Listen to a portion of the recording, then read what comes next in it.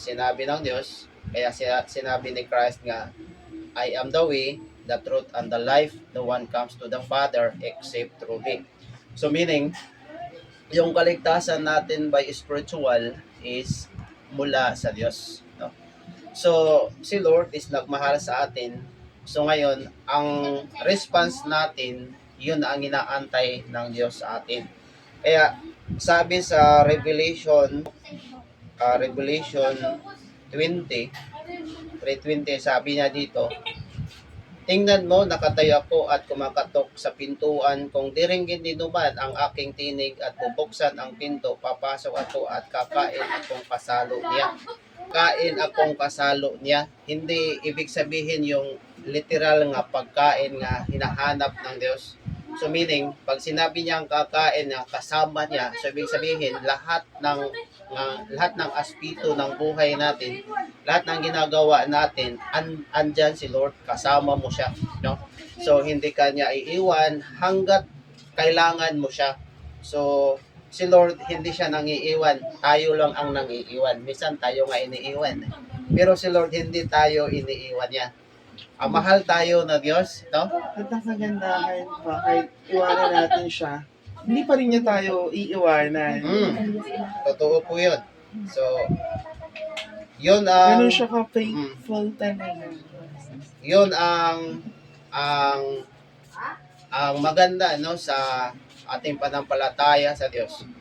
Kung ating titingnan, tayo nagkasala, pero siya ang umako ng ating kasalanan. Yun ang sinasabi niya, no, dito sa Revelation chapter 3 verse 20. Pagbukas natin sa kanya, papasok siya. So meaning, siya ang magiging pangulo ng buhay natin. So ibig sabihin, siya yung hari. Pag pinapasok mo siya, siya ang hari mo, siya ang Diyos mo, siya ang tagapagligtas mo sa buong buhay mo. So, tinanggap mo kasi siya eh.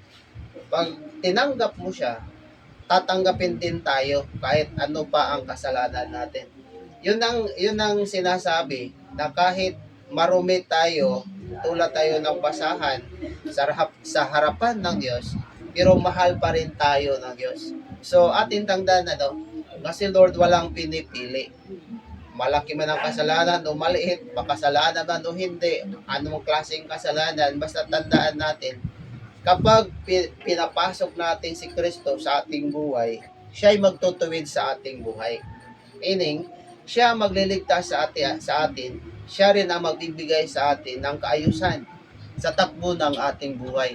Kung ating titingnan ang takbo ng mundong ito, palala ng palala,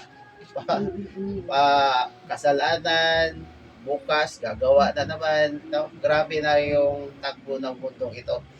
Kaya yung influence ng mundong ito, malakas na yung hatak. Minsan, nakalimutan na natin yung Diyos. Minsan, nakalimutan na natin sumamba sa Panginoon. Minsan, ang pagtawag natin sa ating Diyos, sa tuwing kung nangailangan lang tayo. So, tandaan po natin, yung prayer is maganda po yun.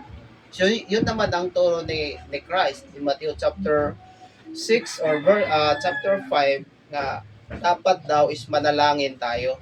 So, sabi ng Diyos, dapat daw tayo manalangin.